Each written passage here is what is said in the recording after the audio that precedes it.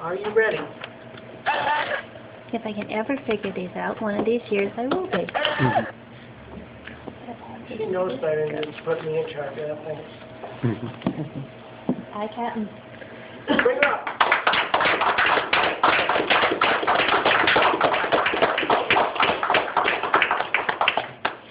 Fellow Toastmasters, honored guests, welcome guests, brand new Toastmasters, and friends. Some of you I have known since you started Toastmasters. All right, that's more this side of the room.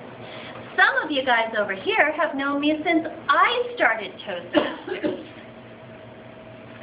This has been an amazing organization. And for those of you who haven't known me since I started Toastmasters, I figured it's about time for you to get a little bit of the Icebreaker speech that we really enjoyed hearing from James last meeting. My story in Toastmasters is not your ordinary everyday Toastmasters tale. I did not join this organization because I was terrified to stand up in front of a group and lead a silent prayer. I joined this organization because I was invited by a friend, repeatedly. He came and asked me to be a part of this organization that he had found and fell in love with.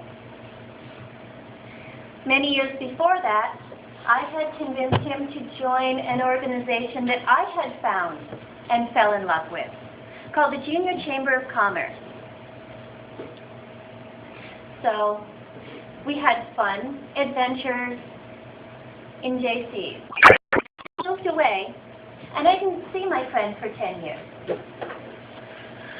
Then I came home, and my circumstances had changed. Now I had a little baby, very, very little baby. I had a toddler, and I had a middle schooler. And I stayed in my house, and I went nuts taking care of my collection of people. And my family finally got worried and decided it was time for me to get out of the house. And as my dear friend said, I was getting kind of squirrely. So he looked at me and he said, I bought these tickets, and I'm going to be sworn in as the area governor of Toastmasters. And I have 2 tickets to dinner.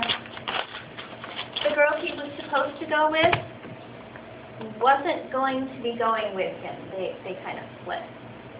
So, but she was going to be there anyway, and he did not want to go by himself. So, my dear friend, not deciding that I couldn't let him go in this position, I absolutely had to go to Toastmasters with him. And off I went to Fredonia, where I met people who were to become very special friends. And I got my first taste in about 15 years of standing in front of an audience who didn't go, Mommy! Who didn't want me to drive them anywhere, who didn't want me to give them anything, and who actually wanted to hear what I had to say. What an amazing experience! Not to mention, he took me out to dinner. I didn't have to cook. I loved it. I said, well, Fredonia's awfully far away, so I'm not sure. Then he brought me to Speakeasy. It wasn't very far away at all. And in fact, right now, it's 5 minutes from my house. I joined Speakeasy, and I started my Confident Communicating. And I started to learn all about Toastmasters. What did this speech mean? What was that role all about? And I thought this was great. On and on I went.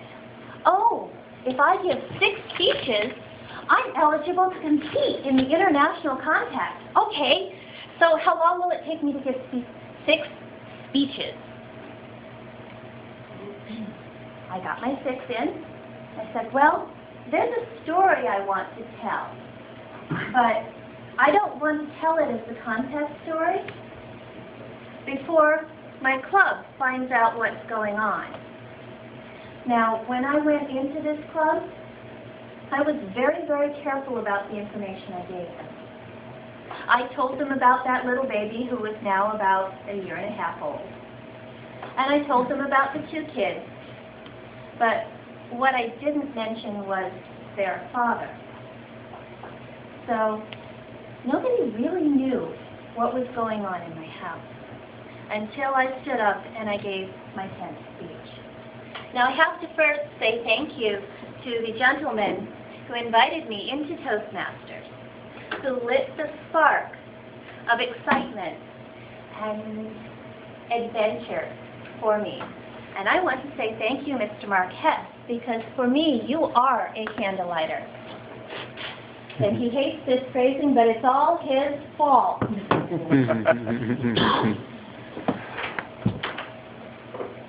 I stood up there, and God bless my evaluator, because I'm not sure she had a speech to evaluate that took her quite as off guard as my speech did. I told my club that my husband had a disease called Pick's disease, and that earlier that year we had put him into a nursing home. Within 3 years of that day, my husband died. Pick's disease is a form of dementia. It affects the frontal and the temporal lobes of the brain. That means it affects things like decision-making, rationality. It steals your words.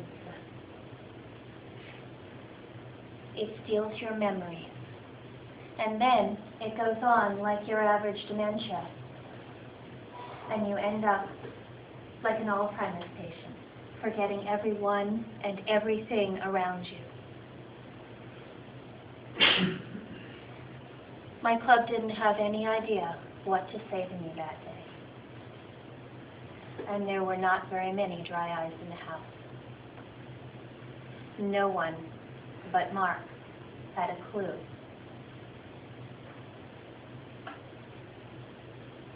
I went on that year to get elected as the educational vice president. I had a club who stood by me, who encouraged me and continued repeatedly to provide me with opportunities to learn, to try, to step out of my comfort zone, and to have fun. Yes, I had a Reader's Digest story, but I wasn't going to let it have a devastating ending. The reason I didn't tell my club that story until I was 10 speeches in was because I didn't want to be, oh, that poor woman. If that was the first story you heard about me, I would be, oh, that poor woman. And I don't ever want to be that poor woman. Those of you who know me know that's about as far away from who I am as humanly possible. Instead, I want to take my story and challenge people with it, to tell them to seize the day, to take every moment God has gifted to you and make the most of it. I want you to remember to go home and tell the people that you love, you're proud of them. You love them. They really are the most important people in your life.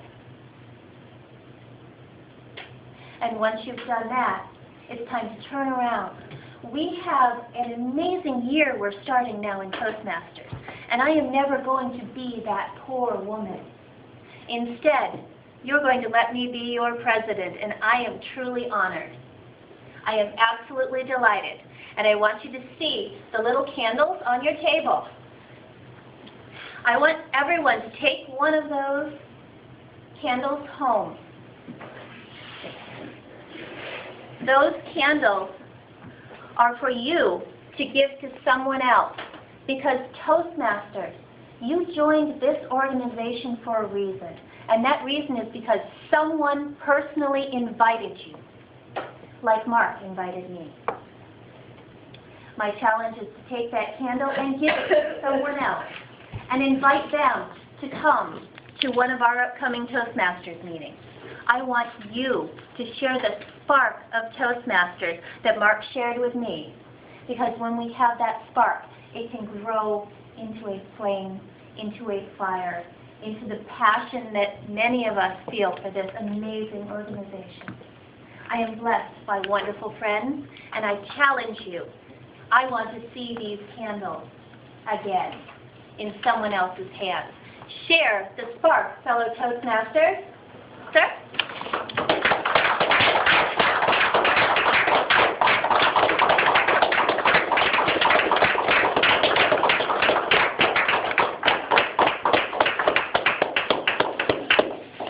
Timer, we can have a minute.